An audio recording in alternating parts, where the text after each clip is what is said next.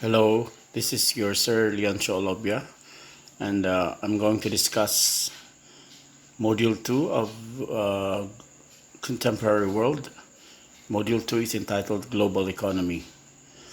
Okay, for the overview, this module will highlight globalization and its related concepts such as international trade, income inequality, protectionism, among others. Globalization is a process of integrating economies will emphasize mutual independence and interdependence of its member countries. International trade emphasizes free flow of goods and services, mutual exchange giving rise to global economy.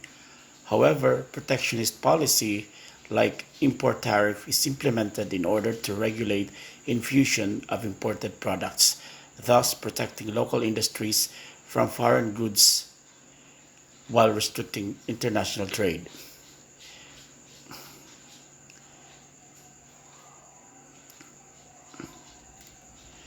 For the first core discussion on economic globalization, it refers to the increasing interdependence of world economics as a result of the growing scale of cross-border trade of commodities and services, flow of international capital, and wide and rapid spread of technologies. We have already discussed in Module 1 the concept of interconnectedness that characterizes globalization. Let us dissect the definition. First, interdependence of world economies means that countries are open economies that depend on other countries instead of an autarky or a closed economy that characterizes self-sufficiency, arising from independence and self-sufficiency. Economic interdependence suggests free flow of goods and services in free trade agreements.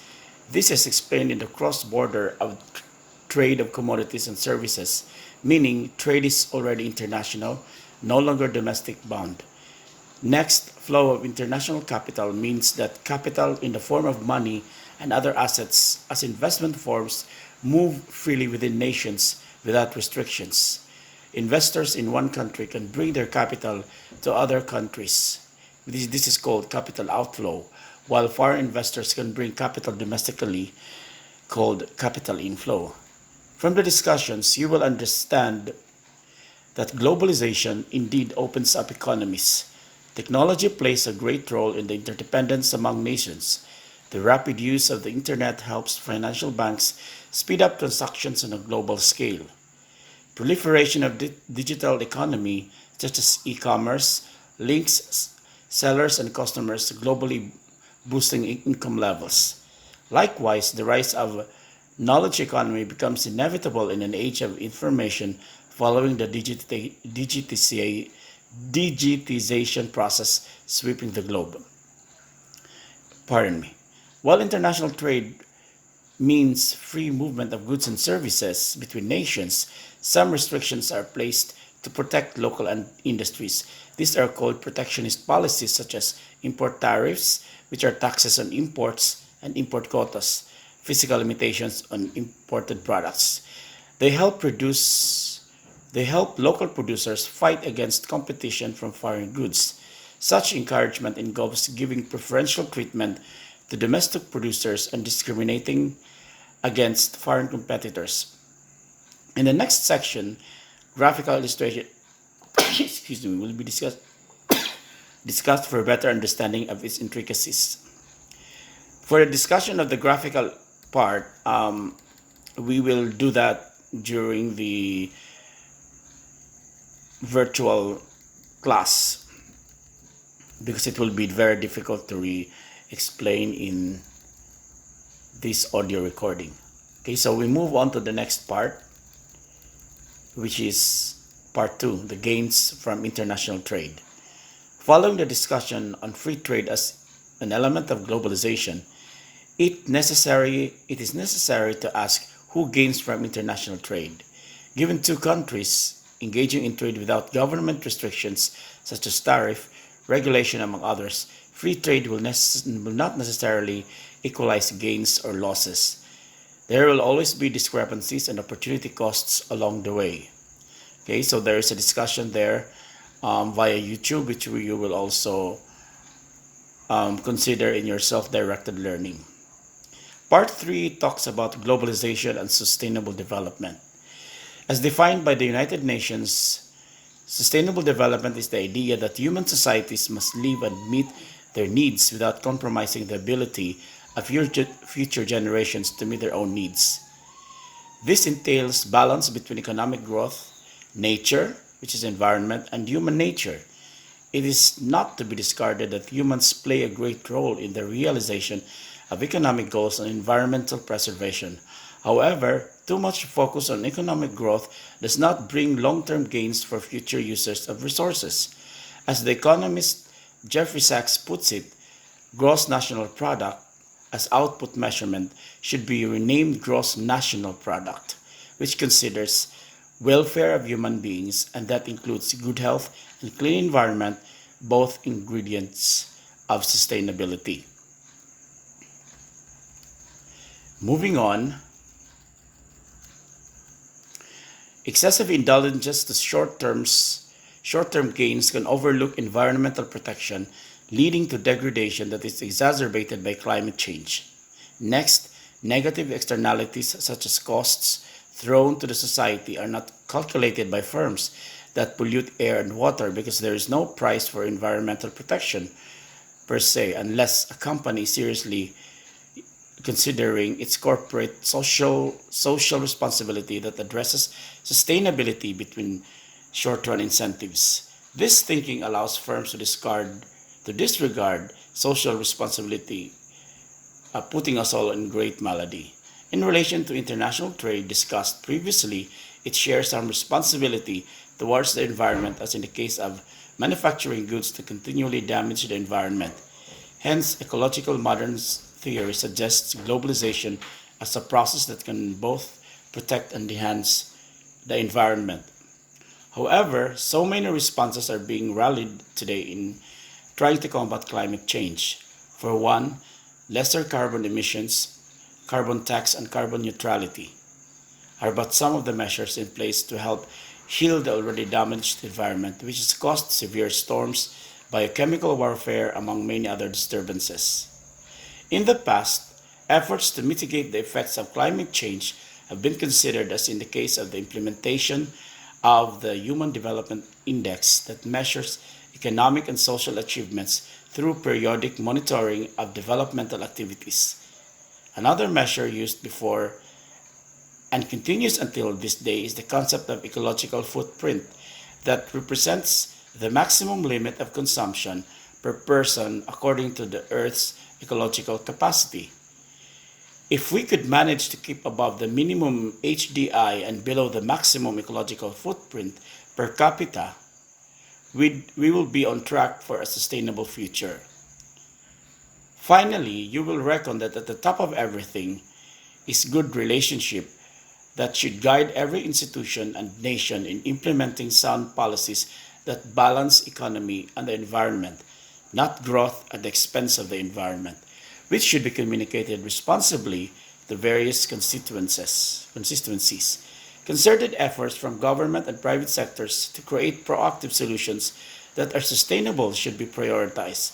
Lessons from natural calamities disrupting food production and distribution, for instance, endangering people that are already immersed in poverty, should be a wake-up call for everyone that we need to preserve the environment for its future use.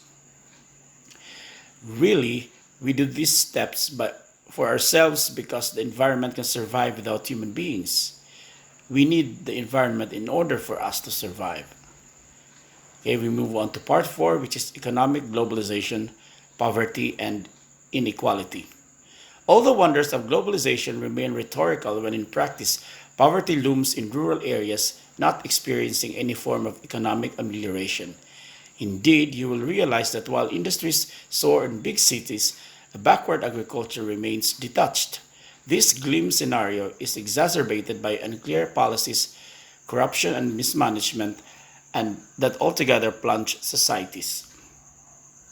Globalization is an audacious process that should integrate communities. Okay,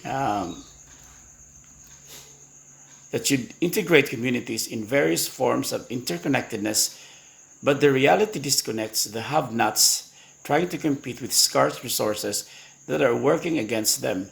In another scenario, while developed countries outsource labor to low-wage countries in disguise of promoting domestic employment, the threat of inequality further displaces the disadvantaged.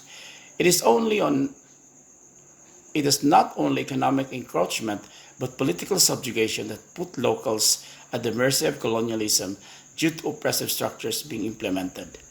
While it is true that investors from developed countries help local workers achieve a little bit of emancipation among those who possess much needed skills at low cost, it cannot be denied that amassing profit by unscrupulous giants will always be the guiding dictum in their various activities. With this, a form of local entrepreneurship was developed in Bangladesh before in the form of microcredit that allowed small businessmen to obtain loan for various productive ventures. Yunus 2012 reasoned, "In my experience, poor people are the world's greatest entrepreneurs. Every day they must innovate in order to survive. Such idea is anchored on people's participation of economic activities, no matter how small they are, but they earn income for whatever expenditures come their way." If you notice, today's micro, small, medium enterprise or MSMEs is another poverty alleviation solution that actively involves individuals in income generating activities that empower themselves.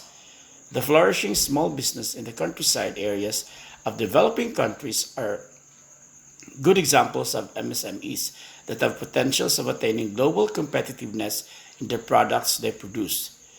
Also, they provide labor for the communities that need labor resources. Finally, it is only fitting to note that small businessmen in suburban areas have comparative advantage in labor-intensive production due to lower wages. Yet, developed countries take advantage of the quagmire of poverty these local people experience. Hence, they are vulnerable to exploitation. Indeed, you will reason that globalization is audacious as stipulated in the beginning of this discussion because it is an ambitious desire to obtain macrocosmic power to be integrated into the global economic flow where local identity and ingenuity may not be heard anymore. Thus, only local people will rally their voices to be heard in order to step out of the poverty trap and emerge as growing economies, even if they have to start small. Okay, we move on to the discussion of global inequality. You will understand that the link between globalization and inequality is well defined. Countries all over the globe are divided as developed and developing, north and south, east and west, core and periphery, which was discussed in Module 1. Two types of global economic inequality are worth mentioning: wealth inequality and income inequality. In brief, wealth inequality refers to unequal distribution of assets, although there is no widely recognized monetary measurement of such assets. In the measurement of global economic inequality, the use of gross national product is important to determine how income is distributed across different income groups. So there is a picture on the module that illustrates the Lorentz curve, which illustrates the degree of income inequality of a nation. Okay, so we will discuss this during our online lesson. Now we move on to part 5, the global north and the global south. According to Ode in 2010, he explained that there are broadly two economic worlds that cut across the globe. These are the global north and the global south. The global north includes economically developed countries like the United States, Canada, Western Europe, and developed parts of Asia, while global south includes the Caribbean countries, Latin America, South America, Africa, and parts of Asia. You can discern the distinction between the two indicates a widening gap in factor endowments and their utilization, in opportunities skewed against developing countries at the global south that are continually immersed in poverty. In political power, global south members tend to dwell on oppressive structures being in constant struggle. On the other hand, political domination of Western nations has far-reaching colonial power extended across territories thanks to world colonialism. Historically speaking, global North-South differences stem from First World, Second World, Third World classifications during the Cold War era as political and economic blocs. This is according to Tomlinson in 2003. In this classification, Western countries were labeled as First World, while Soviet countries and their allies were called Second World, while all the others were called Third World. After the Cold War, Second World War classification somehow vanished, but First World and Third World classification continued, with the latter being less advanced, more impoverished against an advanced First World category. Lastly, in a highly digitized world where technology is ubiquitous or popular, you will surmise that the gap between Global South and Global North can be narrowed. However, information-poor countries in the South, coupled with a digital divide among haves and have-nots, continue to hound categorizations, placing Global South countries as merely catching up to global trends set up by Global North nations rather than creating their own technological and knowledge breakthroughs. That concludes our core discussions of the topics on Module 2. Thank you very much. This is your teacher, Sir Alobia. Have a great day.